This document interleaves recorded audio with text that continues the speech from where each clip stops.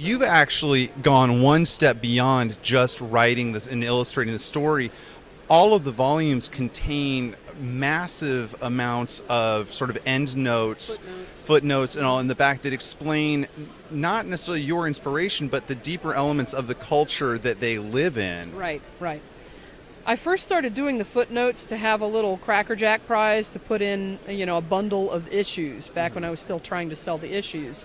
And I got the idea from Hell. Alan Moore had those exhaustive notes in the back of that book, mainly to stave off the crazy who would be asking all kinds of questions about what was speculation and what was grounded in fact. And so I took my tip of the hat from Alan, and people love them. Now it's easier just to describe it as a director's commentary. You watch the movie, you love the movie, now you want to hear what somebody has to say about it, because what somebody has to say about it is interesting in the way it crystallizes how you think about it.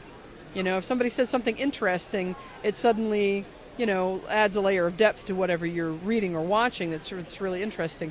In the early days, people would come to me and say, well, why wasn't this or that or the other cool detail actually in the story? And I'd have to tell them, well, it's because I didn't come up with it until I sat down to do the footnotes, because I got a lot of my better story ideas from the process of doing the footnotes. It gave me a way to sit back and reflect on my own work after it was done, which is really the only way to do it. But it also is that same kind of reading experience that you can, like you said, read it all the way through and then go back and catch all of those subtle things about, how there's, each television is, one channel and you can only watch that one channel. Right. Yeah, and again, that was an idea that came out of doing the footnotes. There's just endless things that I could continue to embroider. And once I come up with an idea that I really like, I have to sit down and figure out if the ramifications are going to change anything. And if so, then I have to cover it with a story, a plot point. So how far out is Finder plotted? I mean, do you have At the moment, 5 years. So 5 more years 4 or from here? 5 years, yeah.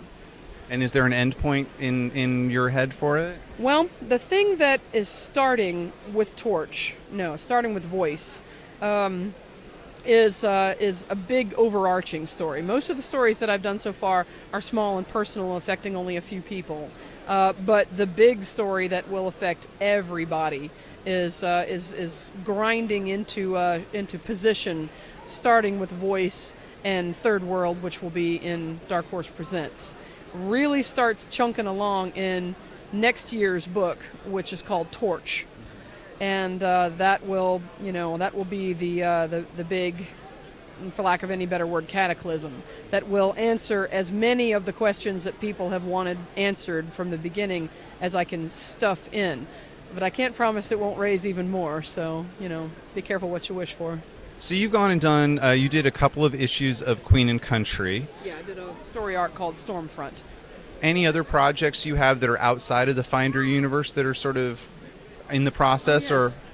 With Sarah Ryan, who is a wonderful young adult romance novel writer, I am doing a book through DC Vertigo called Bad Houses, which is a romance between the son of an estate sale arranger and the daughter of a hoarder.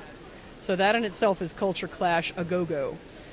And that's the big one. That's the one that I'm doing the most work on right now. But there are others in the rock polisher. We'll see what comes of them. Fantastic. Well, let's end this the way we end all of our interviews, by asking you, what's your issue? What is that comic that you've read that was so interesting or so crazy or so out there that you find yourself just having to talk about it? King City, Brandon Graham.